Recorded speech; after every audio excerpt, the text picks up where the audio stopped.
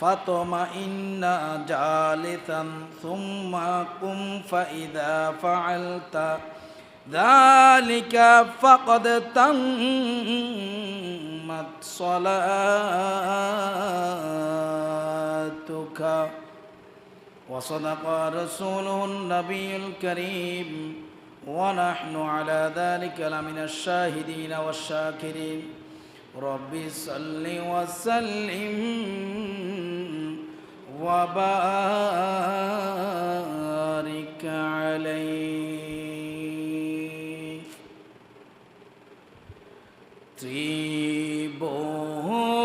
ত্রিভুবনের প্রিয় মুহাম্মদ ত্রিভুবনের রহমত নবী কোরআনে প্রমাণ আশিকে বিনে কে বুঝিবে দয়াল নবীর শান প্রেমিক বিনে কে বুঝে ঈসা নবী নফসি নফসি করবেন সবই উম্মত উম্মত বলবেন নবী উম্মত উম্মত বলবেন নবী হাসরের ময়দান প্রেমিক বিনে কে বুঝিবে ত্রিভুবনে রহমত নবী কোরআনে প্রমাণ প্রেমিক বিনে কে বুঝিবে দয়াল উপস্থিত মুসল্লিয়ান আজম রহমানি ওয়ারহমাকুমুল্লাহ আসসালামু আলাইকুম ওয়ারহমাতুল্লাহি তাআলা ওয়া বারাকাতুহু।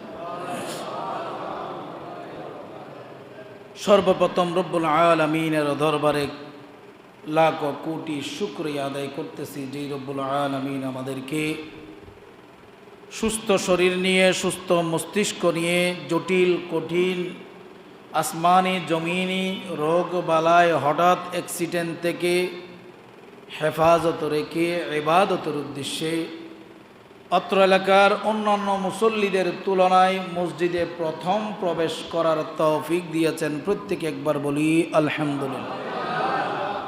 অপরাপর সরকার দো আলম নূরে মুজাসম শফি আল মুজনবীন রহমতুল্লিল আলমিন সরকার কায়নাত নবী দু জাহা নবী মুহাম্মদুর রাসূলুল্লাহ সাল্লাল্লাহু আলাইহি ওয়াসাল্লামের নূরানি কদমে পাকে লাখো কোটি দরুদ ও সালাম পেশ করে রব্বুল আলামিনের দরবার আমার রাসূলের শুকরিয়া আদায়ার্থে আরেকবার বলি আলহামদুলিল্লাহ।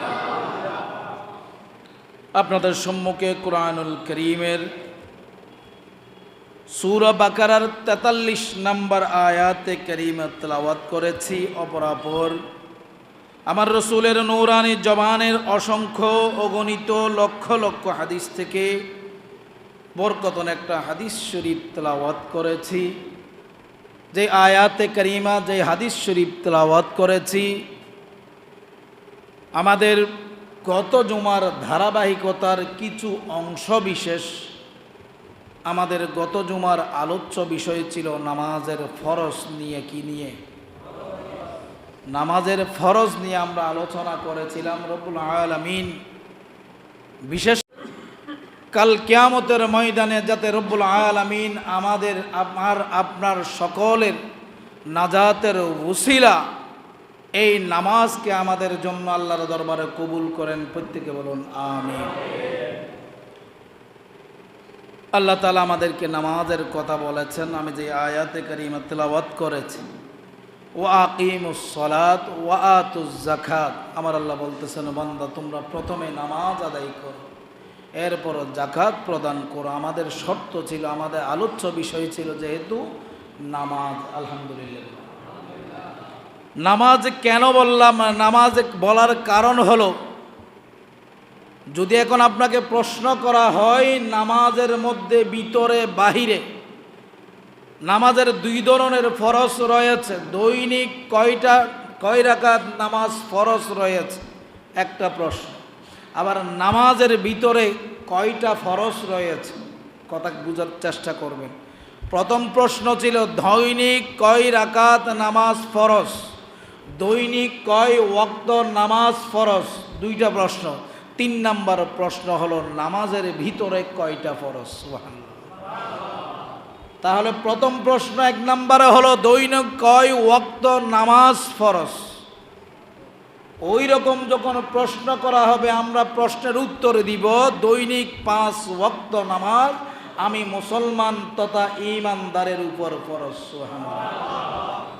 দ্বিতীয় প্রশ্ন হলো দৈনিক কয় রাকাত নামাজ ফরজ।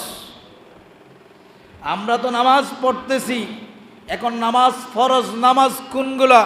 ফজরের নামাজের ভিতরে 2 রাকাত, জোহরের নামাজের ভিতরে 4 রাকাত, আসরের নামাজের ভিতরে 4 রাকাত, মাগরিবের নামাজে 3 রাকাত, এশারের নামাজে 4 রাকাত, মোট 17 রাকাত। কয় রাকাত?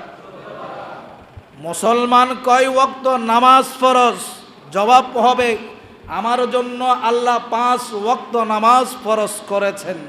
দ্বিতীয় প্রশ্ন হলো মুসলমান কয় রাকাত নামাজ ফরজ? তখন আপনাকে প্রশ্নের উত্তর দিতে হবে আমি মুসলমানের উপর আল্লাহ দৈনিক 17 ওয়াক্ত নামাজ ফরজ করেছেন। তৃতীয় নাম্বার শর্ত হলো তুমি যে ওয়াক্ত নামাজ আদায় করবা প্রতি নিয়তের ভিতরে কয়টা ফরজ। সুবহানাল্লাহ। যখন আপনাকে প্রশ্ন করা হবে প্রতি নিয়তের ভিতরে, তখন আপনি বলতে পারবেন প্রতি নিয়তের ভিতরে এবং বাহিরে 13টা ফরজ। কয়টা ফরজ? 13টা ফরজ। প্রথমেই 7টা, অর্থাৎ নিয়ত করার আগেই যেই 7টা আমরা আলোচনা করেছিলাম এই 7টা নামাজের বাইরের ফরজ।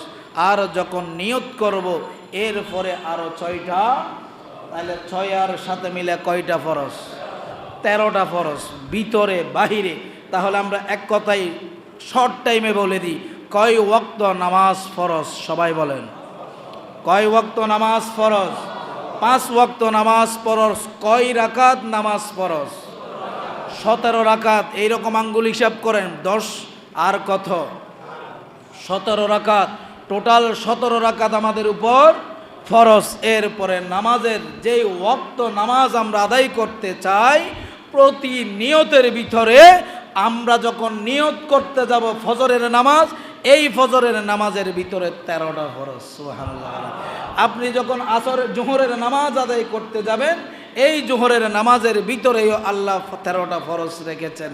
আপনি যখন আসরের নামাজের মধ্যে যাবেন ওই নামাজের ভিতরেও কয়টা ফরজ?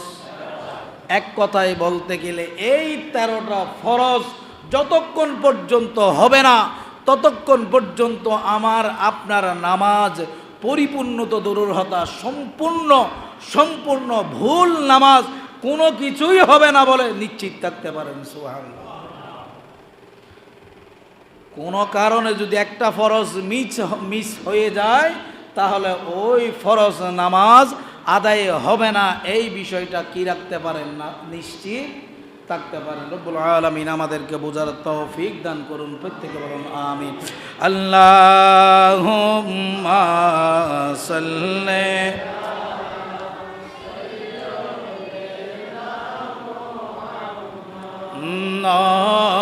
নবিয়ানা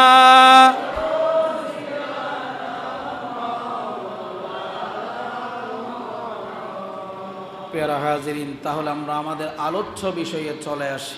আমাদের নামাজের ফরজ আমরা যা শিখতেছি তা কোরআন এবং হাদিস সম্মত কিনা এটাও আমাদের জানা দরকার আছে কিনা। তাহলে আমরা 1 নাম্বার ফরজ শিখেছিলাম। আপনারা একটু ফ্যান কি সারণ করে উঠোনা বাজান, ফ্যান সারি দন বলে ফ্যান সাইতেন।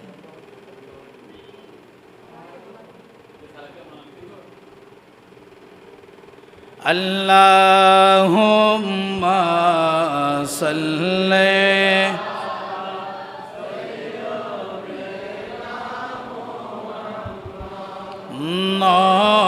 নবিয়ানা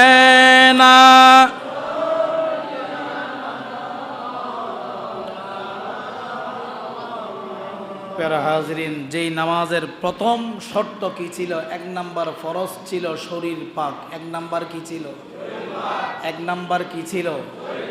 কোরআন এবং হাদিসের আলোকে কোরআনের আয়াতের সূরা মাইদার 6 নম্বর আয়াতের মধ্যে শরীর পাকের বিষয়ে আল্লাহ তাআলা আমাদেরকে বলে দিয়েছেন, ইয়া আইয়ুহাল্লাযীনা আমানু ইযা কুমতুম ইলাস সালাত ফাগসিলু উজুহাকুম ওয়া আইদিয়াকুম ইলাল মারাফিক।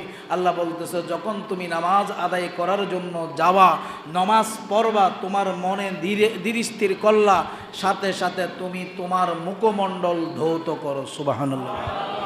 ধৌতের ক্ষেত্রে 3টা বিষয় বলেছিলাম, আবার আমি রিভিশন দিচ্ছি। এক নাম্বার হলো গোসলের মাধ্যমে। কিসের মাধ্যমে? গোসলের মাধ্যমে পরিষ্কার হওয়া। 2 নাম্বার ছিল কিসের মাধ্যমে? অজুর মাধ্যমে। কিসের মাধ্যমে? অজুর মাধ্যমে। 3 নাম্বার হলো আল্লাহ তাআলা পানির অপরিবর্তে পানি পাওয়া না গেলে তায়াম্মুমের মাধ্যমে। সুবহানাল্লাহ। কয়টা পাইলাম? 3টা। আল্লাহ বলতেছে আমরা কিভাবে পরিষ্কার হব? আমার আল্লাহ বলতেছে, বান্দা তোমরা যখন পরিষ্কার হওয়ার জন্য নামাজের জন্য অজু করতে যাবা, আমি আল্লাহ তোমাদেরকে নামাজের অজুর সুসংবাদটাও দিয়ে দিচ্ছি।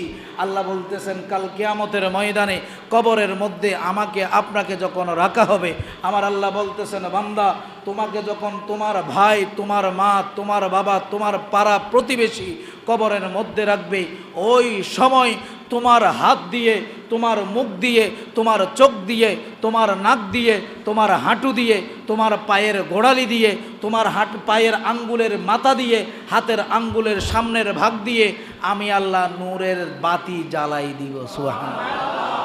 আল্লাহ তাআলা কুরআনুল কারীমের মধ্যে বলতেছেন, নূরুহুম ইয়াসআ বাইনা আইদিহিম ওয়া বিআইমানিহিম ইয়াকুলুনা রব্বানা আতমিম লানা। বান্দা আল্লাহর দরবারে প্রশ্ন করবে, হে আল্লাহ, আমার সামনে এই রকম একটা আলো জ্বলতেছে মিটিমিটি, একবার জ্বলে আর একবার বন্ধ হয়, একবার জ্বলে আরেকবার বন্ধ হয়। আল্লাহ ফুলসিরাত, এই আলোর মাধ্যমে আমি সাহস করে সামনের দিকে যাই। আল্লাহ সামনের দিকে যাওয়ার পরে বন্ধ হওয়ার কারণে রাস্তা আর দেখি না। আল্লাহ লাইটটা কিসের দিলা? আবার লাইটটা সাময়িক বন্ধও কেন করো? এই রকম মিটিমিটি করার কারণটা কি? সুবহানাল্লাহ।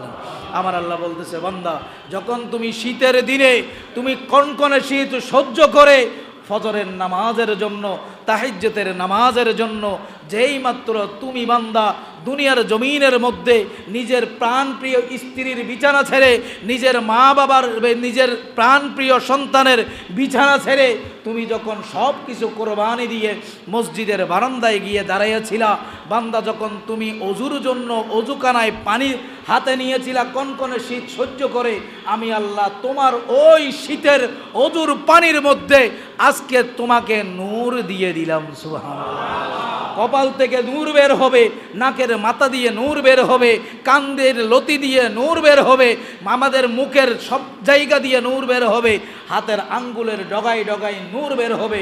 এই আলো যখন জ্বলবে আল্লাহর কাছে ফরিয়াদ করবে, আল্লাহ একবার জ্বলে একবার বন্ধ হয়, কারণটা কি? আমার আল্লাহ বলতেছে, বান্দা দুনিয়ার মধ্যে যে আমল করেছো, বিশেষ করে তুমি যেই নামাজের জন্য অজু করেছিলা, নামাজের যাই নামাজে বসে মাটির মধ্যে হাঁটু ঘেরে 2টা চোখ নিচের দিকে দিয়ে, 2টা কপালটা নিচের দিকে দিয়ে তুমি যেই মাত্র আমি আল্লাহকে ডেকেছিলা, ওই নামাজের অঙ্গ প্রত্যঙ্গ দিয়ে আজকে আমি আল্লাহ নূর বের করে দিলাম। সুবহানাল্লাহ। প্যারা হাজরিন, কিয়ামতের ময়দানে ওই ফুলসিরাতের মধ্যে এমন অন্ধকার থাকবে, আমি আপনি যখন জাহান্নামী হব, ওই না বেনামাজি হব, ওই সময় আমার আপনার হাঁটু দিয়ে নূর বের হবে না। অন্ধকারের মধ্যে একজন জাহান্নামের ফেরেশতা এসে আমাকে আপনাকে টানে হিঁচড়ে ওই জায়গা দিয়ে নিয়ে যাবে। দেখা যাচ্ছে এমন একটা হিসাব যেটাকে বলা হচ্ছে চুলের চাইতেও ছোট চিকন আর খুরের চাইতেও, ঠিক আছে কিনা? এই অন্ধকারের মধ্যে আমাকে আপনাকে টেনে নিবে, ওই অন্ধকারের মধ্যে চুলের চাইতেও ছোট কুরের চাইতেও বেশি ধারালো এইরকম একটা জায়গার মধ্যে আপনি পা দিবেন, আমার আল্লাহ বলতেছে পা কেটে নিজে নিজেই কোথায় করবেন? নাউজুবিল্লাহ। এরপরে বলা হচ্ছে যখন তোমার নূর বের হবে তখন তুমি রাস্তা দেখবা, অথবা তোমার সামনে ওই ব্লেডের মতো ধারালো কিছু আছে কিনা তুমি দেখতে পাবা। আল্লাহর দরবারে ফরিয়াদ করবা।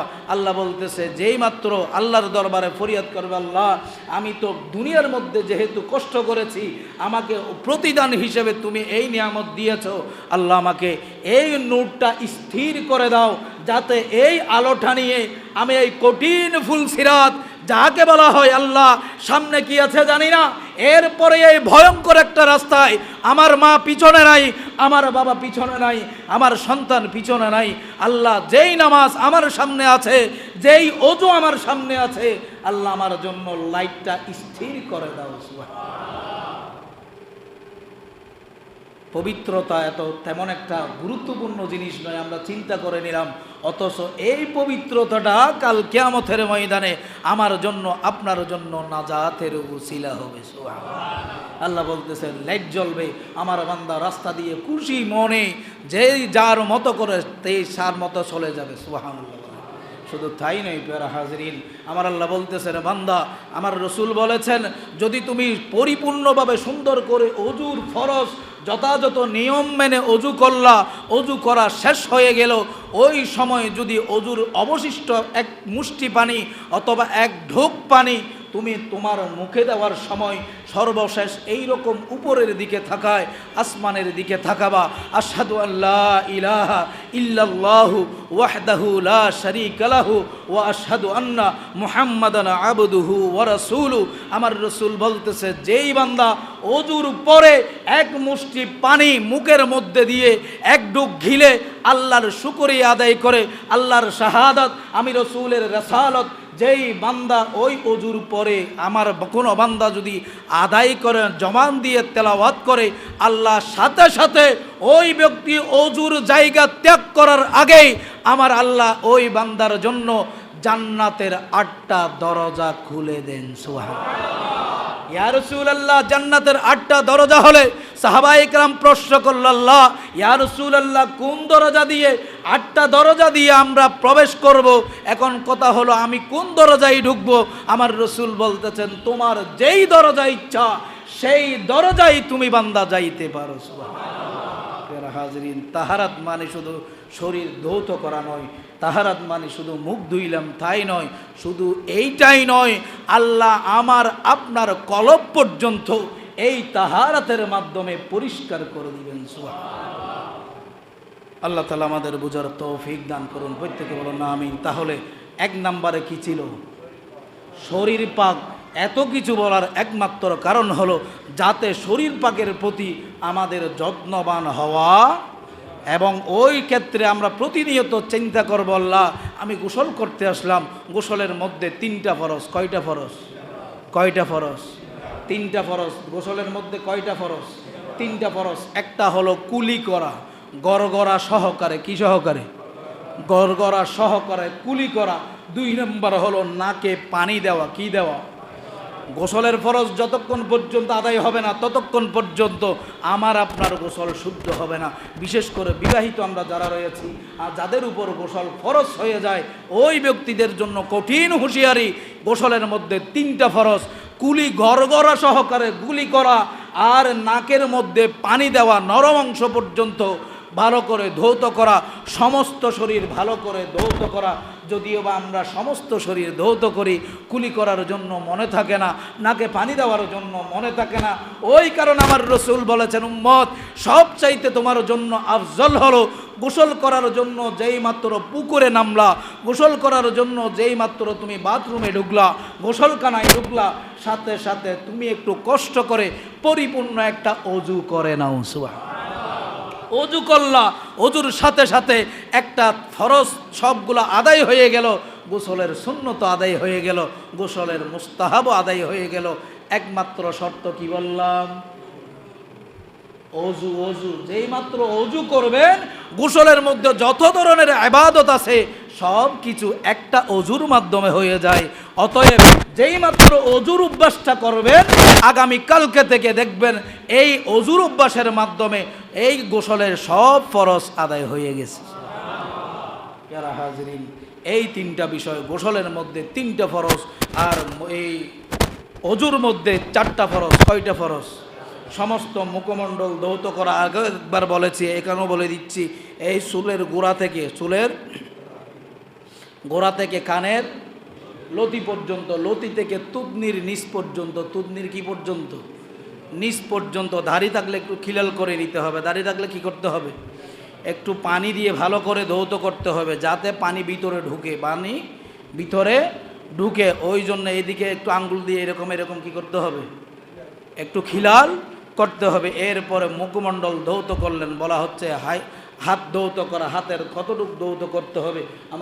আমাদেরকে ইমাম আজম আবু হানিফা বলেছেন, এই হাতের এই অংশটা আছে না, ঘিরাটা আছে না, এটার উপরিভাগ পর্যন্ত, উপরিভাগ নিচে নয়। শীতকালে কাপড় তুলতে কষ্ট হলেও কিছু করার, যদি ফরজ আদায় না হয়, পানি যদি অতটুক আসে তাহলে হবে না, এটা ক্রস করতে হবে, বর্ডার এটা কি ক্রস করতে হবে। শীতকালে শীতের কাপড় থাকলেই দরকার হলে তুলতে হবে, কিছু করার নেই। এরপরে বলা হচ্ছে 2 হাত ধোয়া শেষ, 2 পায়ের হিসাব আছে। বেয়াদবি মাফ করবেন, আমি পাটা একটু তুলে দেখাচ্ছি। অনেকেই দেখা যায় একটু করে ধুয়ে চলে আসে। এই গোড়ালি আছে না, এই গোড়ালির উপরিভাগ পর্যন্ত, গোড়ালির কি উপরিভাগ, এই গিরার উপরিভাগ পর্যন্ত। গিরা কোনটা? এই পায়ের গিরার উপরিভাগ, নিচের অংশ নয়। কোনো কারণে এদিকে পানি লাগে না, এরকম অনেকের আছে। অনেকের কি পায়ের পিছনের অংশে পানি লাগে না, এরকম অনেকের আছে কি না? পুকুরে যদি আমরা অজু করতে চাই, এরকম করে মেরে চলে আসে, হয় কি না? তাহলে আমরা অজুরও চাচ্ছেন, হুজুর ফোরকানিয়ার পড়া কথাগুলো আমাদেরকে পড়াচ্ছেন, বাপ এইগুলা কাল কিয়ামতের ময়দানে, আমি যেইটা বললাম, আপনার অঙ্গ প্রত্যঙ্গ কিয়ামতের ময়দানে আপনার জন্য নাজাতের উসিলা হয়, এটা আমরা চাই কি না? আপনি নামাজ পড়লেন, কাল কিয়ামতের ময়দানে ওই নামাজ আপনার বিরুদ্ধে সাক্ষী দিবে, আল্লাহ আমাকে পবিত্রতম একটা ইবাদত হিসেবে তোমার বান্দার কাছে দিয়েছিলা, আল্লাহ তোমার বান্দা আমার আমানত যথাযথ আদায় করে নাই। আমার নামাজ যখন ফরজ, নফল, মুস্তাহাব, ওয়াজিবগুলা যথাযথ আদায় হবে না, অপরিপূর্ণ থেকে যাবে, আল্লাহর দরবারে আপনার বিরুদ্ধে নালিশ করবে। কি করবে? আমি নামাজ পড়লাম আমার জন্য সুপারিশ করার জন্য, আর ওই নামাজ যদি আল্লাহর দরবারে বলে, আল্লাহ নামাজের নিয়ত বেদা আপনার বান্দা বিভিন্ন ধরনের কুয়াশায় ছিল, কোনোদিন আপনি আল্লাহকে ভয় করে নাই, সমাজকে বুঝাইতে হবে, বাড়িকে জানাইতে হবে, নামাজি সাজতে হবে, আল্লাহ তোমার বান্দা ওই রকম ধোঁকাবাজি করে, প্রতারণা করে নামাজ আদায় করেছে, আল্লাহ আমার এই নামাজের হক তোমার বান্দা আদায় করে নাই, তখন আপনার নামাজ আমাকে শাফাত করবে নাকি আমার বিরুদ্ধে সাক্ষী দিবে? আল্লাহ তাআলা আমাদেরকে বুঝার তৌফিক দান করুন। আল্লাহুম্মা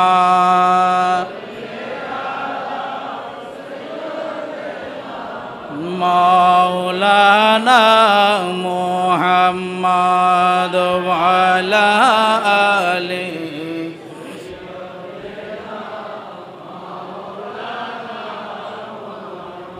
গোসলের ফরজ কয়টা? আওয়াজ দিয়ে বলবেন কয়টা? কি কি একটু বলেন তো। 1 নাম্বার কি? গড়গড়া সহকারে কুলি করা। রোজা হলে এমনে কুলি করা, রোজা থাকলে গড়গড়া করতে হবে না, রোজা না থাকলে গড়গড়া সহকারে কুলি করা। নাকের নরম অংশ পর্যন্ত পানি দিয়ে ধোয়া, এরপরে সমস্ত শরীর ভালো করে ধৌত করা। 3টা ফরজ ক্লিয়ার। আর কোনো ধরনের সমস্যা আছে বাপ? এরপরে আসেন 4 নাম্বার। 4টা কিসের? অজুর ফরজ কয়টা? 4টা। মুখমণ্ডল ভালোভাবে ধোয়া, খেয়াল করেন হিসাবটা, মুখমণ্ডল ভালোভাবে ধোয়া। 2য় ধাপ হলো হাত ধোয়া। 3য় ধাপ হলো উপর থেকে নিচে, ধারাবাহিক আছে কিনা, পা ধোয়া। এরপরে বলা হচ্ছে ধোয়া নয়, এটা মশা। এখন যদি বলেন ধোয়ার ক্ষেত্রে 3টা ধারাবাহিক আছে, উপরে, মাঝখানে, পা, ঠিক আছে? এই ক্ষেত্রেও খেয়াল রাখেন, উপর প্রথমটা হলো মুখ, দ্বিতীয়টা হাত, তৃতীয়টা পা। এই 3টা ধোয়া, এই 3টা কি মশা নয়, এই 3টা কি পানি দিয়ে ধোয়া। আর মাথাটা মাসে করা, মাথাটা মাসে করা, অতটুক পর্যন্ত খেয়াল রাখবেন। আরেকটা তাহারাতের কথা বলেছি, সেটা হচ্ছে তায়াম্মুম। বলছি না, তায়াম্মুমের ফরজ তিনটা। কয়টা? এক নাম্বার নিয়ত করা। এক নাম্বার কি? নিয়ত করা। নিয়ত করা মানে আমি অজু করব, তায়াম্মুম করব, এই বিষয়টা কি করা? নিয়ত করা। এরপরে বলা হচ্ছে তায়াম্মুম। খেয়াল করেন, এখন আগে তায়াম্মুম কেন করতে হচ্ছে তা বলে দিই। তায়াম্মুম করার কারণ হলো, আমি শহরে নামাজের জন্য গেলাম, দেখা যাচ্ছে কোনো কারণে আমি এই অজুখানায় ঢুকতে পারি না, জুমার নামাজ, ঠিক আছে কিনা? এরকম অনেক সময় হয় না, অজুখানায় ঢোকার সুযোগ নাই, পানিরও কোনো ব্যবস্থা নাই। এখন কি আমি দাঁড়াই থাকবো নামাজ না পড়ে? অজু করতে পারি নাই তো, সুযোগ আছে তো, আছে কিনা? আমার আল্লাহ বলতেছে আমি সেই সুযোগ রাখি নাই। তায়াম্মুম করো। কি করো? কোনো একটা শুকনো জায়গার মধ্যে গিয়ে দুইটা হাত তুমি মনে মনে নিয়ত করো, সেটা হচ্ছে আমি তায়াম্মুম তথা অজু করার জন্য যাচ্ছি। নিয়ত করা ফরজ, নিয়ত করা ফরজ। মনে মনে নিয়ত করা, আমি অজুর জন্য যাচ্ছি, তায়াম্মুম করার জন্য যাচ্ছি। এরপরে বলা হচ্ছে পবিত্রতম মাটিতে, কথাগুলো একটু খেয়াল করেন, পবিত্রতম মাটিতে অথবা শুকনা মাটিতে, পবিত্র অপবিত্র তো আমি জানি না, শুকনা মাটিতে, যেই মাটিটা শুকনা পবিত্র আপনার মনে হয়, যেই জায়গাটা পবিত্র মনে হয়, আপনি ওই জায়গার মধ্যে এইরকম করে দুইটা হাত লাগাবেন। হাতের মধ্যে যদি বেশি বালি থাকে, একটু বালিগুলো মুছে নেবেন, একটু কি করবেন? মুছে নেবেন। মুছে নেওয়ার পর মুখের মধ্যে অজু যেইভাবে আমরা মুছি, অজু যেইভাবে করেছি, এইভাবে মুখটা ভালো করে মুছে নেবেন। মুখটা কি করবেন? এক নাম্বার ফরজ মুখ মাসেহ করা, দুই নাম্বার ফরজ মুখ মাসেহ করা। এরপরে তিন নাম্বার ফরজ হলো আবার মাটিতে হাত দিতে হবে। আবার কি দিতে হবে? মাটিতে হাত দিলেন, হাত দেওয়ার পর বালি ময়লা বেশি থাকলে একটু ঝেড়ে নেবেন। একটু কি করবেন? ঝেড়ে নেওয়ার পর হাত এই রকম, কোন রকম? এখন প্রশ্ন হলো, হাত এই রকম থাকবে, হাত এই রকম থাকার পরে আঙ্গুলের ডগা আছে না, এইখান থেকে এইভাবে যাবে, এখান থেকে কোথায় যাবে? উপরের দিকে আসবে, উপরের দিকে আসবে। হাত, ডান হাত বাম হাতের উপর এই রকম আসবে। আসার পরে হাত ঘুরাবেন। হাত কোথায় কি করবেন? ঘুরাবেন, এইভাবে আসবেন, দুইবার আসবে। এইখান থেকে উপরের ভাগ থেকে একবার আসবে, ঘুরেই দিবেন, এইভাবে একবার যাবে, মোছা শেষ। ঠিক একইভাবে ডান হাতেও এই দিক থেকে আসবে, আর এদিক থেকে তিনটা ফরজ। কয়টা ফরজ? তিনটা ফরজ। কোথায় ব্যবহার হবে? আমাদের প্রায় সময় ব্যবহার হয়, হয়তো অনেকে খেয়াল করেন না, সেটা হচ্ছে শহরের মসজিদে গেলে অজুখানায় পানি থাকে না, শহরের মসজিদে গেলে পানির অজুখানায় ঢোকার সুযোগ থাকে না। ওই সময় দ্রুত রাস্তার উপরেও হাত মারতে পারেন, রাস্তার উপরেও কি করতে পারেন? হাত মারতে পারেন। যেখানে দাঁড়াইছেন ওইখানে হাত মেরে এইরকম করে একটু মুখটা মুছেন, আল্লাহু আকবার, আলহামদুলিল্লাহ। তাহলে তিনটা সিস্টেম, পবিত্রতার তিনটা সিস্টেম, ফরজ তিনটার ফরজ মনে আসছে। গোসলের ফরজ কয়টা? গোসলের ফরজ কয়টা? তিনটা। কি কি একটু বলেন। তারপর অজুর ফরজ কয়টা? অজুর ফরজ কয়টা? তায়াম্মুমের ফরজ কয়টা? মনে থাকবে। আল্লাহ তাআলা আমাদের বুঝার এবং আমল করার তৌফিক দান করুন প্রত্যেক। আল্লাহুম্মা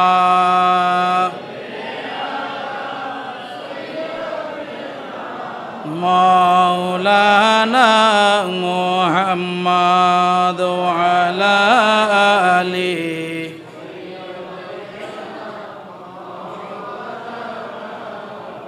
প্যারা হাজরিন, আমি এখনও আছি যে এক নাম্বার শর্তে, এক নাম্বার মানে শরীর পাকের ভিতরে, দুই নাম্বার কি মনে আছে? দুই নাম্বার কি? কাপড় পাক। কাপড় পাকের ভিতরে আল্লাহ তাআলা সূরা মুদ্দাসসিরের 4 নম্বর আয়াতের মধ্যে বলতেছেন, ওয়াসিয়াবাকা ফাতাহির, ও আমার বান্দারা, যখন তোমরা নামাজের জন্য আসবা, তোমরা পবিত্র কাপড়, পরিষ্কার পরিচ্ছন্ন কাপড় পরিধান করে আমি আল্লাহর দরবারে আসো। সুবহানাল্লাহ। 3 নম্বরে বলা হচ্ছে নামাজের জায়গা পাক, নামাজের জায়গা পাক। নামাজের জায়গার ক্ষেত্রে এইটাও আমাদের জন্য নিয়ামত। এক সময় মুহাম্মদুর রাসূলুল্লাহ সাল্লাল্লাহু আলাইহি ওয়াসাল্লামের পূর্ববর্তী সময়ে বাবা আদম থেকে ঈসা রূহুল্লাহ পর্যন্ত সমগ্র আম্বিয়ে কেরামের জন্য নামাজের জায়গা নির্ধারিত ছিল। সুবহানাল্লাহ। ওই রকম তারা নির্ধারিত গির্জার মধ্যে তাদের ধর্মীয় উপাসনালয়, যেখানে আল্লাহ অনুমতি দিয়েছেন, ওই জায়গার মধ্যে নামাজ পড়তে পারত। যে কোনো জায়গায় নামাজ পড়ার হুকুম ছিল না, কিন্তু আল্লাহ আমার রসুলকে এমন একটা নিয়ামত দান করেছেন যেই নিয়ামতের মাধ্যমে এটাও রসুলুল্লাহর শ্রেষ্ঠত্বর প্রমাণ। সুবহানাল্লাহ। আমার আল্লাহ বলতেছে, ইয়া রসুলাল্লাহ, আপনার উম্মতকে ঘর থেকে বের হইতে হবে না, আপনার উম্মতকে ওই নির্ধারিত জায়গায় যাইতে হবে না, আপনার উম্মতকে পবিত্রতম অপবিত্রতম জায়গা খুঁজতে হবে না, আপনার উম্মত যেখানেই দাঁড়াইছে ওখানেই নামাজ আদায় করতে বলেছে। সমগ্র জমিন আমি আল্লাহ বাইতুল্লাহর জমিন হিসেবে কবুল করে নিলাম, মসজিদ হিসেবে কবুল করে নিলাম। সুবহানাল্লাহ। ইয়া রাসূলুল্লাহ, এরপরে আপনার উম্মতকে আমি আল্লাহর দরবারে দৈনিক 5 ওয়াক্ত 17টা রাকাত 17 দুগুণ 34টা সিজদা আপনার উম্মতকে আমি রব্বুল আলামিনকে সন্তুষ্ট করার জন্য, আমি আল্লাহর হক আদায় করার জন্য আপনার উম্মতকে আদায় করতে বলেন। সুবহানাল্লাহ। আমার রসুল বলতেছেন 3 নাম্বার গেল, 4 নাম্বারে 14 টাকা। কি বললাম? 14 টাকা। 14 টাকার গুরুত্বের ক্ষেত্রে আমি বলেছিলাম নাভি, পুরুষরা নাভির উপরিভাগ, আমাদের সতর নাভির নিচ থেকে সতর হাঁটুর উপরিভাগ পর্যন্ত সতর। কোথায় সতর বললাম? নাভির নিচ থেকে ছেলেদের সতর হাঁটুর উপরিভাগ পর্যন্ত। এর অর্থ এই নয় হুজুর আমি 3/4 একটা প্যান্ট পরে নিলাম, আমার সতর ঠিক আছে তো, এইরকম কোনো সুযোগ নাই। আমি আবার তেরফালের মতো 4 ফাটা 3 ফাটা ওই জিন্সের প্যান্ট একটা পরে নিলাম, ফুল প্যান্ট পরলাম, এখানে রানের গোড়ায়, এখানে ফাঁসার গোড়ায়, বিভিন্ন জায়গার মধ্যে এরকম সিরা ফাটা থাকবে, এটা দেখা গেলে কোনো সমস্যা নাই, ফুল প্যান্ট পরছি তো। তাহলে এখানে আপনি নিজেও গুনাহগার হলেন, আর আপনার পাশে যেই বসলো, আপনার সতর যেই দেখলো, এমনকি কোন একজন ব্যক্তি যদি আপনার ওই ফাটা সিরা এই সতর দেখা যায় এই রকম কাপড়টা আপনার কোনো ব্যক্তি যদি আপনাকে সুন্দর লেগেছে, কোনো বন্ধু যদি আপনাকে প্রশংসা করে, কাল কিয়ামতের ময়দানে ওই বন্ধুসহ 2 জনেই সমান গুনেহগার। নাউজুবিল্লাহ।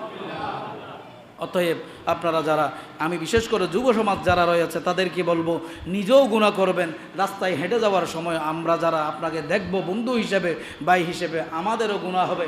অতএব এই রকম কোনো কাজ আমার যুবক ভাইদেরকে আমি নিষেধ করব, বিনীতভাবে অনুরোধ করব। 3/4 প্যান্ট এবং কি বললাম, এই সিরাফাড়া যেই রকম স্টাইলিশ প্যান্ট আছে এগুলো পরা, সতর ডাকতে হবে। আমাদের মা বোনদের ক্ষেত্রে নামাজে যখন যাবেন, মা বোনদের সতর হলো নামাজের ক্ষেত্রে, অন্য ক্ষেত্রে নয়, নামাজের ক্ষেত্রে মুখমণ্ডল খোলা থাকবে। মুখমণ্ডল, মা বোন যারা মাইকের আওয়াজ শুনতেছেন খেয়াল করবেন, ফরজ যেগুলো বলতেছে সবার জন্য সমান। মুখমণ্ডল খোলা থাকবে, হাতের কবজি খোলা থাকবে, পায়ের কবজি খোলা থাকবে, আর সমস্ত অঙ্গ প্রত্যঙ্গ, হাতের কবজি, পায়ের কবজি, মুখমণ্ডল ছাড়া সমগ্র অঙ্গ প্রত্যঙ্গ মা বোনদের সতর হিসেবে আল্লাহ নির্ধারণ করেছে। নামাজের ক্ষেত্রে মা বোনরা যতটুক সংবরণ করা যায়, যতটুকু ছোটো হওয়া যায়, নামাজের ক্ষেত্রে যতটুকু মুসরাই, যতটুকু ছোটো হয়ে বসা যায়, ওই রকম করে নামাজ আদায় করতে হবে। আল্লাহ তাআলা আমাদেরকে এই সতর ডাকার হিসাবটা আমল করার তৌফিক দান করুন। প্রত্যেকে বলুন আমিন। আমি গত শুক্রবার একটা কথা বলেছিলাম, 4 ধরনের ব্যক্তিকে কাল কিয়ামতের ময়দানে আমার মা বোনরা জাহান্নামে নিয়ে যাবে। 1 নম্বরে ছিল বাবা। আমার আপনার পরিবর্তে আমরা যখন বাবা হয়ে জান্নাতে চলে যাব, ওই বোন, ওই মেয়ে আমার আপনার আবেদন করবে, আল্লাহ আমার বাবা যদি আমাকে সুশাসন করত, আল্লাহ আমার বাবা যদি কোরআন শিক্ষা দিত, আল্লাহ আমার বাবা যদি নামাজের জন্য তাগিদ দিত, আল্লাহ আমি বেনামাজি হতাম না, আল্লাহ আমার বাবা যদি আমাকে ছোটোবেলায় এইরকম 3/4 প্যান্ট কিনে না দিত, এইরকম অশালীন পোশাক কিনে না দিত, আল্লাহ আমি অশালীন পোশাক পরার সুযোগ পাইতাম না, আল্লাহ আমার বাবা যদি আমাকে ঘরের মধ্যে পর্দার শিক্ষা দিত, আল্লাহ আমি পর্দার শিক্ষা পাইলে আজকে জাহান্নামে হতাম না, আল্লাহ আমার বাবা যদি আমাকে মুরব্বির হক কি, মা বাবার হক কি, স্বামীর হক কি, শ্বশুর শাশুড়ির হক কি, আল্লাহ আমার বাবা যদি আমাকে এই শিক্ষাটা দিত, আল্লাহ আমি জাহান্নামী হতাম না। আল্লাহ দরবারে ওই কন্যা সন্তান আমার আপনার বিরুদ্ধে আল্লাহর দরবারে আবেদন করবে, তখন নিশ্চিত যেই বাবা জান্নাতে গিয়েছে ওই বাবাকে আল্লাহ বলবে, তাহলে তুমি কি করতে চাও? ওই কন্যা সন্তান বলবে, আল্লাহ আমার তকদিরে যেহেতু জাহান্নাম ফাইসালা হয়ে গিয়েছে, আল্লাহ আমার সাথে আমার বাবাকেও দিয়ে দাও। নাউজুবিল্লাহ। আল্লাহ বলবে কিছু করার নাই, যেহেতু যেমন কর্ম তেমন ফল, অতএব তুমি তোমার বাবাকে নিয়ে যাও। ওই কন্যা সন্তান আবার দাঁড়াবে, আল্লাহ আমার ভাইকে দিয়ে দাও। ভাই বলবে, আল্লাহ বলবে তোমার ভাই তো জান্নাতে গিয়েছে, আমি তাকে জান্নাতে পাঠিয়ে দিয়েছি। আল্লাহ আমি তা মানি না, কারণ হচ্ছে আমার ভাই যদি আমাকে শাসন করত, আমার ভাই যদি আমার কাপড় সব সময় হিসাব করে পরাইতো, আমার ভাই যদি নামাজের ব্যাপারে আমাকে গুরুত্ব দিত, তাহলে আল্লাহ আমি নামাজ ছাড়তাম না, আমি ফর্দা ছাড়তাম না, এই রকম ক্লাবের মধ্যে অশালীন আচরণ করতে পারতাম না। বিবাহের নাম দিয়ে আল্লাহ আমি চুল খোলা রেখে আমার ভাইকে নিয়ে সেলফি তুলেছিলাম। আল্লাহ কই আমার ভাই তো বলে নাই তুই বোরকা না পড়লে তোকে বিবাহের অনুষ্ঠানে নিয়ে যাব না। আল্লাহ ওই বাধা আমার ভাই আমাকে দেয় নাই। আল্লাহ যেহেতু আমার ভাই আমাকে ওই শাসনটা যেহেতু তার একটা হক ছিল, আমার ভাই সেই হকটা আদায় করে নাই। আল্লাহ যতক্ষণ পর্যন্ত আমার ভাই হকটা আদায় করে নাই, ততক্ষণ পর্যন্ত আমার হক না দিলে, যেহেতু আপনি বলেছেন ফামান ইয়ামাল মিসকালা যাররাতিন খায়রান ইয়ারা, কোনো বান্দা ভালো আমল করলে যাররা পরিমাণও যদি করে থাকে, আল্লাহ তুমি তাকে তার সমপরিমাণ সওয়াব দিয়ে দিবা। ওমান ইয়ামাল মিসকালা যাররাতিন খায়রান ইয়ারা, কোনো ব্যক্তি যদি খারাপ আমল করে তাকে সমপরিমাণ খারাপ আমল। আল্লাহ আমার ভাই যেহেতু অপরাধ করেছে, আমার ভাইকেও আমাকে দিয়ে দাও। আল্লাহ বলবে তাকেও নিয়ে যাও। নাউজুবিল্লাহ। কোথায় থেকে 3 নম্বরে আসবে আল্লাহ। তৃতীয় নম্বর শর্ত, আমি অতক্ষণ পর্যন্ত যাব না ততক্ষণ পর্যন্ত আমার স্বামীকে আমার কাছে দাও নাই। আল্লাহ বলবে তোমার স্বামী 5 ওয়াক্ত নামাজ আদায় করে আমি আল্লাহকে সন্তুষ্ট করে জান্নাতে গিয়েছে, তোমার স্বামী হক হালাল চলেছে, তোমার স্বামী যাকাত দিয়েছে, হজ করেছে, যথাযথ শরীয়ত সম্মত জীবন যাপন করেছে, তোমার স্বামী তো জান্নাতের সুসংবাদ নিয়ে পেয়ে গিয়েছে, জান্নাতে অবস্থান করতেছে। আল্লাহ আমার স্বামী আমার হক দেয় নাই, আল্লাহ আমার স্বামীকে এনে দাও, আমার স্বামীকে এনে দাও। যদি আল্লাহ আমার স্বামী আমাকে যথাযথ হিসাব করত, আমাকে যথাযথভাবে ফর্দা শিক্ষা দিত, আমার স্বামী যদি বলতো 5 ওয়াক্ত নামাজ পড়ো নাই, ফজরের নামাজ আদায় করো নাই, আমি তোমার চা বানানো খাবো না, আমার স্বামী যদি বলতো দুপুরের নামাজ আদায় করো নাই, আমি তোমার দুপুরের ভাত খাবো না, এশারের নামাজ আদায় করো নাই, আমি তোমার বিছানায় শুইব না, আল্লাহ আমার স্বামী যদি আমাকে ওই রকম কন্ডিশন দিত, আমি বোরকা পরি নাই, আল্লাহ আমার স্বামী আমাকে ওই 3 পিস, যেই 3 পিস জালিবাড়ার মতো ছিল, শরীরে দেখা যায়, অঙ্গ প্রত্যঙ্গ দেখা যায়, আল্লাহ ওই 3 পিস আমার স্বামী আমাকে কিনে দিয়েছিল। আল্লাহ আমি ওই 3 পিস পরে আজকে জাহান্নামে হয়েছি, হয়তো আমার স্বামী আজকে জান্নাতে হয়েছে।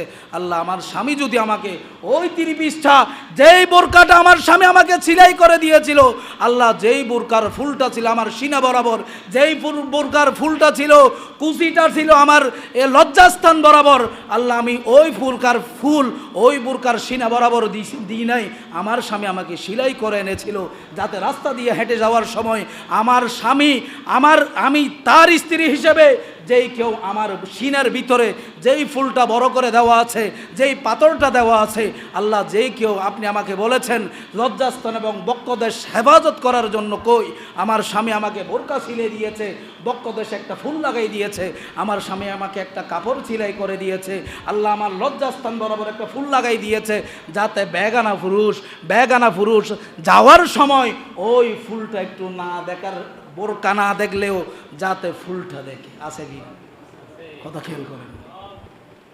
আল্লাহ এমনভাবে আমাকে বোরকা সিলাই দিয়েছিল, আমার শরীরে যা আছে উঁচু নিচু বেয়াদবি মাফ করবেন, আল্লাহ ওই বোরকাটা আমি সিলাই নাই, আমার স্বামী আমাকে সিলাই দিয়েছিল।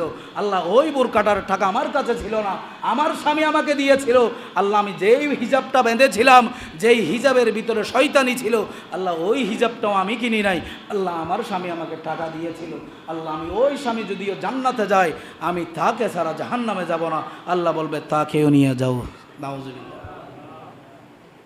4 নাম্বার আসবে, আল্লাহ আরেকটা সম্প্রদায় এখনও আছে, আমার আল্লাহ প্রশ্ন করবে, হে আমার বান্দেনি তোমার আরেকটা সম্প্রদায়কে, আল্লাহ আমার সন্তান, যেই সন্তানের জন্য আমি আমার সারা জীবন যৌবন কোরবানি দিয়েছি, আল্লাহ যেই সন্তান যখন এসএসসি পরীক্ষা দিচ্ছে, ওই সন্তান আমাকে কন্ডিশন দিয়েছিল, ও আমার মা, যদি আমাকে 30,000 টাকার মোবাইল না দাও আমি সন্তান পরীক্ষা দিব না।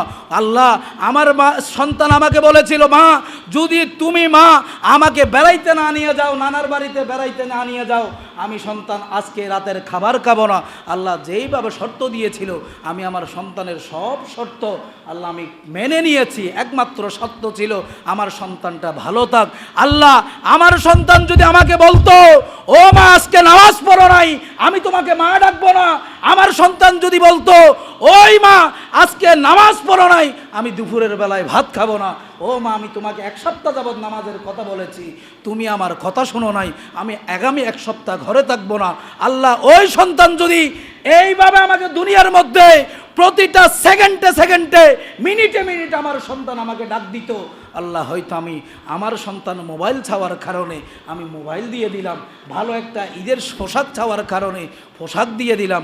আল্লাহ, তাহলে আমার সন্তান যদি আমাকে নামাজের জন্য তাকিদ দিত, আল্লাহ আমি নামাজ আদায় করতাম। আল্লাহ, যেই সন্তান এখন হাজি গাজী নামাজি গৌসুল আজম সেজে আজকে জান্নাতে গিয়েছে, আল্লাহ আমি ওই সন্তানকে জান্নাতে থাকতে দিব না। আমার সন্তান আমার হক আদায় করে নাই, আমাকে দিয়ে দাও। সুবহানাল্লাহ। আল্লাহ বলবে তাকেও নিয়ে যাও। এখন প্রশ্ন হলো, বান্দা, আমি আপনি সন্তান, আমি আপনি স্বামী, আমি আপনি কারো স্বামী, আমি আপনি কারো বাবা, আমি আপনি কারো, এই 4টা সম্প্রদায়ের বাইরে আমরা কেউ আছি কিনা একটু অ্যানালাইসিস করেন তো। কথা বুঝেন নাই? আমাদের সাথে দুনিয়াবি যত ধরনের মহিলা রয়েছে, এই 4টা সম্পর্ক। কয়টা সম্পর্ক? একটা হলো হয় আপনি বাবা, না হয় আপনি ভাই, না হয় আপনি স্বামী, না হয় আপনি সন্তান, না হয় আপনি কি সন্তান। একটা সেকেন্ডের জন্য আমার আল্লাহ বলতেছে, আমি ওই সম্প্রদায় যখন কন্যা সন্তান যখন এই রকম ব্লক দিয়ে বসে থাকবে, আল্লাহ বলবে ঠিক আছে, তোর যেই 4টা সম্প্রদায় দরকার আছে ওই 4টা সম্প্রদায় নিয়ে যা। নাউজুবিল্লাহ। আমি আপনি এখন চিন্তা করি, আমি অনেক বলছি তো শুনে না, আমি অনেক বলছি বুঝে না, আমাকে মানে না, বলি না। আপনি স্বামী হিসেবে যদি বলেন আমি আগামীকালকে বাজার করব না যদি নামাজ না পড়িস, বলা যায় না? কথা বলেন না। একটু মতের অমিল হওয়ার কারণে তোর বাপের বাড়িতে চলে যা, আমরা বলতে পারি কি না? সকাল বিকেল 3 বার বলি। সকাল বিকেল কয়বার বলি? আর 14 গোষ্ঠী দিয়ে দরে তো গালে গালাস আছেই আছে, শুদ্ধ অশুদ্ধ কথা আছে তো আছে, কিন্তু নামাজের জন্য আমি আপনি মুমিন মুসলমান একটু চিন্তা করে দেখেন। কারণ কি, আপনি যদি একটু গভীর মনোযোগ দিয়ে চিন্তা করেন, যখন আপনি আপনার পায়ে বালিশের পাশে কোন একজন মহিলাকে চিন্তা করলেন, ওই মহিলা আপনার স্ত্রী। আপনি যখন আপনার বুকের মধ্যে কোন একজন মেয়েকে চিন্তা করলেন, আপনি চিন্তা করবেন ওই মেয়েটা আপনার কন্যা সন্তান। আপনি যখন আপনার পাশের রুমের মধ্যে কোন একজন মহিলাকে চিন্তা করলেন, দেখা যাবে ওই পাশের রুমের মেয়েটা মহিলাটা আপনার বোন। আর যখন আপনি রাতের বেলায় দিনের বেলায় যেইখানে থাকেন, আপনি যতক্ষণ পর্যন্ত ঘরের মধ্যে ফেরত হন নাই, রিটার্ন আসেন নাই, ততক্ষণ পর্যন্ত দরজার পাশে গিয়ে যেই মহিলাটা দাঁড়াই থাকবে ওই মহিলাটা আমার আপনার মা। সুবহানাল্লাহ। এই 4টা সম্প্রদায় যতক্ষণ পর্যন্ত আমরা চিন্তা করতে পারবো না, ততক্ষণ পর্যন্ত কপালে ঝট ফেলানোর পরেও আমি আপনি আল্লাহর মেহেরবানি, আল্লাহর রহমতের কোনো সুযোগ। আল্লাহ তাআলা আমাদের বুঝার তৌফিক দান করুন। প্রত্যেকে আল্লাহুম্মা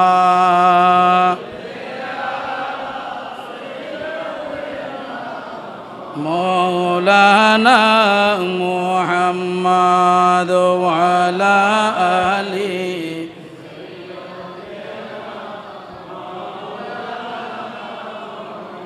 প্যারা হাজিরিন, 5 নাম্বার কেবলামুখী হওয়া। কি মুখী হওয়া বললাম? রব্বুল আলামিন কুরআনুল কারীমের সূরা বাকারার 150 নম্বর আয়াতের মধ্যে বলতেছেন, ওয়ামিন হাইতু খরাজাতা ফাওয়াল্লি ওয়াজহাকা শাতরাল মসজিদিল হারাম।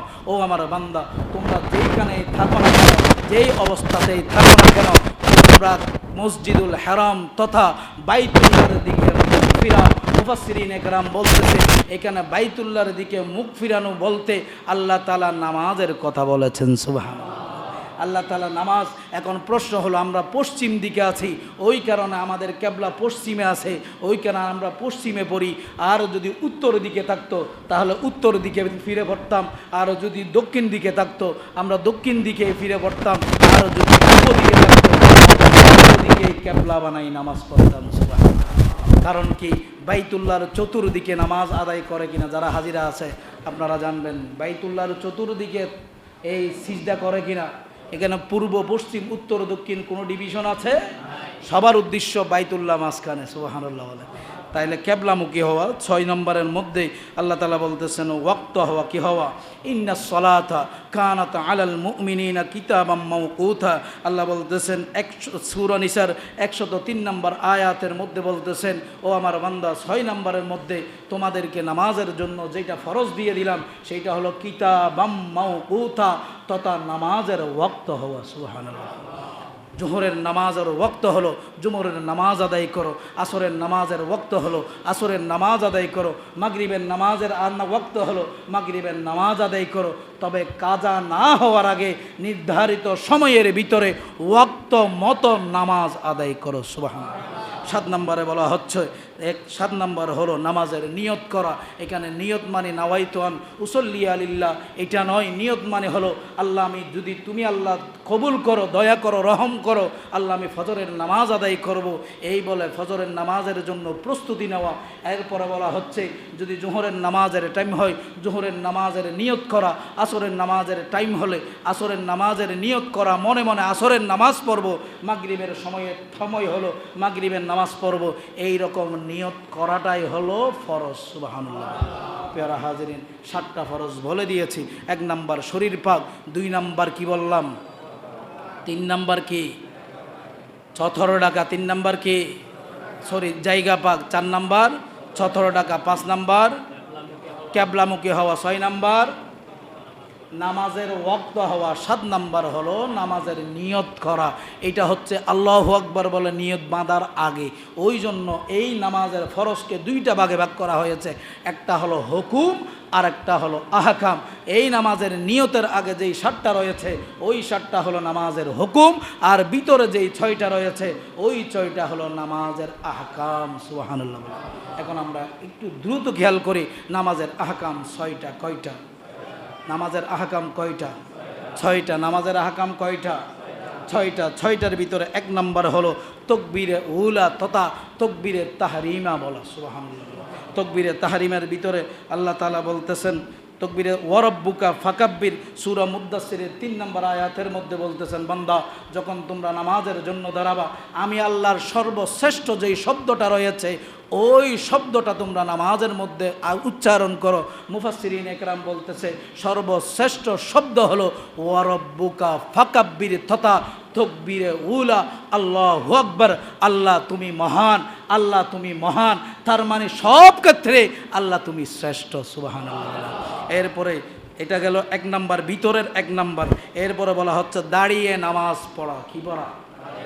দাঁড়িয়ে নামাজ পড়া। এই বিষয়ে রব্বুল আলামিন সূরা বাকারার 238 নম্বর আয়াতের মধ্যে বলতেছেন ওয়াকুমু লিল্লাহি কানিতিন, ও আমার বান্দারা আমি আল্লাহকে সন্তুষ্ট করার জন্য তোমরা নামাজের মধ্যে দাঁড়িয়ে যাও, নামাজের মধ্যে দাঁড়িয়ে যাও, নামাজের মধ্যে দাঁড়িয়ে যাও। সুবহানাল্লাহ। এখন যদি কোনো অসুস্থতার কারণে, এটাও বলে দিচ্ছি, কোনো ব্যক্তি যদি হেঁটে হেঁটে মসজিদে আসতে পারে শারীরিক অসুস্থতাজনিত কারণে, শ্বাসকষ্ট হওয়ার কারণে, এরপরেও যদি কোনো ব্যক্তি হেঁটে হেঁটে মসজিদে আসতে পারে, ওই ব্যক্তি মসজিদে বসে নামাজ পড়ার কোনো হুকুম, মসজিদে নামাজ পড়া বসে বসে নামাজ পড়ার হুকুম নেই। তবে হ্যাঁ, যদি হাঁটুতে সমস্যা থাকে, কোমরে সমস্যা থাকে, আপনি বসার কারণে ওটার সুযোগ থাকতেছে না, ওই রকম জটিল সমস্যা থাকলে আপনি বসে নামাজ পড়তে পারেন। এরপরেও যদি সম্ভব হয় মুফাসসিরিন একরাম বলতেছে শারীরিক অসুস্থতাজনিত যদি কেউ সমস্যা হয় তাহলে জানালার পাশ দিয়ে দাঁড়াও, জানালার গ্রিল অথবা কোনো কিছু ধরে দাঁড়ানোর জন্য চেষ্টা করেন, অথবা কোনো একজন যুবকের পাশ দিয়ে দাঁড়াও, যাতে নামাজের মধ্যে তার সহযোগিতা পা ধরে, হাঁটু ধরে, শরীরের হাত ধরে আপনি দাঁড়ানোর চেষ্টা করেন। এটাই হচ্ছে নামাজের দাঁড়ানোর ফায়সালা। সুবহানাল্লাহ। এখানে কোনো ধরনের অজুহাত নামাজের মধ্যে দাঁড়ানোটাই ফরজ। অতএব এই ফরজটা যথাযথ আদায় করতে হবে। এরপরে বলা হচ্ছে কেরাত পড়া। কি পড়া? কেরাত পড়া। দ্রুত বলে দিচ্ছি, খেয়াল করেন। 4 রাকাত, 3 রাকাত, 2 রাকাত আমাদের যে ফরজ নামাজ রয়েছে, ফরজ নামাজের প্রথম 2 রাকাতে, ফরজ নামাজের প্রথম 2 রাকাতে কেরাত রয়েছে, এর পরবর্তী 2 রাকাতে সূরা ফাতিহা, এর পরবর্তী 2 রাকাতে সূরা ফাতিহা, প্রথম রাকাতে কেরাত আছে, আলহামদুর সাথে কুল হুয়াল্লাহ, কুল আউযু বিরাব্বিন নাস যা পড়তে পারেন একটা কেরাত পড়তে হবে। দ্বিতীয়, তৃতীয় এবং চতুর্থ অথবা তৃতীয় রাকাত ফরজ নামাজ, কোনো কেরাত নেই, সূরা ফাতিহা, সুবহানাল্লাহ মনে রাখবে। এরপরে খেয়াল করেন, যত ধরনের নফল, ওয়াজিব, মুস্তাহাব, সুন্নত, যত ধরনের নামাজ আপনি পড়তে চান, সব নামাজের সব রাকাতে সূরা ফাতিহার সাথে কেরাত রয়েছে। ফরজ কেরাত পড়া, শুধু ফরজ নামাজে প্রথম 2 রাকাতে কেরাত পড়া ফরজ, দ্বিতীয় 2 রাকাত 1 রাকাতে কেরাত পড়তে হবে না, এটা খেয়াল রাখবেন। এরপরে বলা হচ্ছে রুকু করা। কি করা? রুকু করা। নামাজের মধ্যে রুকু করা। রুকু যদি না করে কোনো কারণে ভুলক্রমে সিজদায় চলে গেলে নামাজ রুকু করা ওয়াজিব, ফরজ, অতএব রুকু করতে হবে। এরপরে বলা হচ্ছে সিজদা করা। সিজদা করার ক্ষেত্রে রব্বুল আলামিন কোরআনুল কারীমের সূরা হজের ৭৭ নম্বর আয়াতের মধ্যে বলতেছেন, ইয়া আইয়ুহাল্লাযীনা আমানু রুকউ ওয়াসজুদু ওয়া'বুদু রাব্বাকুম। ও আমার বান্দা, ইয়া আইয়ুহাল্লাযীনা আমানু, হে ঈমানদার, তোমরা ওয়ারকাউ, রুকু করো, তার মানে রুকু ফরজ। এরপরে বলা হচ্ছে ওয়াসজুদু, তোমরা সিজদা করো, তার মানে আমাদের উপর সিজদা ফরজ। কখন করব? ওয়া'বুদু রাব্বাকুম, যখন তোমরা আমি আল্লাহর নামাজের মধ্যে দাঁড়াবা। তাহলে আরেকটা ফরজ, 5 নাম্বার ফরজ, 6 নাম্বারের মধ্যে শেষ বৈঠক। কি বললাম? শেষ বৈঠক।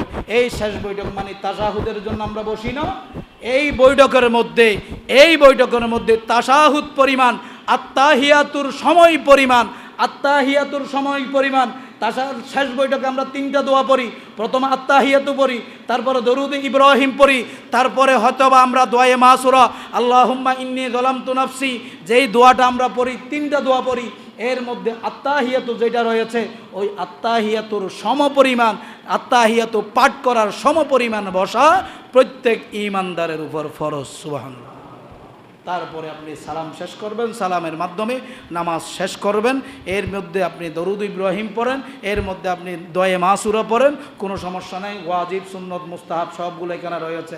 আল্লাহ তাআলা আমাদের এই 13টা ফরজ একসাথে আমল করার তৌফিক দান করুন। প্রত্যেকে বলুন আমিন। একটু করে খেয়াল করেন, আমি আবার একটু রিভিশন দিচ্ছি। রিভিশনটা হচ্ছে দৈনিক কয় ওয়াক্ত নামাজ ফরজ? কয় ওয়াক্ত নামাজ ফরজ? কয় রাকাত নামাজ ফরজ? কয় রাকাত নামাজ ফরজ? প্রতিনিয়তে কয়টা ফরজ? প্রতিনিয়তে ভিতরে বাহিরে কয়টা ফরজ? বাহিরে কয়টা ফরজ? 7টা। বাহিরে কয়টা ফরজ? ভিতরে কয়টা ফরজ? এই 6টা ফরজ। ভিতরেরটা আবার বলতেছি, 1 নাম্বার হলো তাকবীরে উলা, আল্লাহু আকবার বলা ফরজ। এরপরে কেরাত দেয়, সোজা হয়ে দাঁড়ানো ফরজ। এরপরে কেরাত পড়া ফরজ। এরপরে রুকু করা ফরজ। এরপরে সিজদা করা ফরজ। এরপরে শেষ বৈঠকের মাধ্যমে আসসালামু আলাইকুম ওয়া রাহমাতুল্লাহ বলে নামাজ শেষ করা ফরজ। সুবহানাল্লাহ।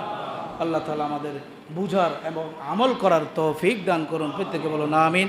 রব্বুল আলামিন আমাদের আজকের আয় আল্লাহ আমাদের প্রত্যেকের হায়াতে জিন্দেগির সমস্ত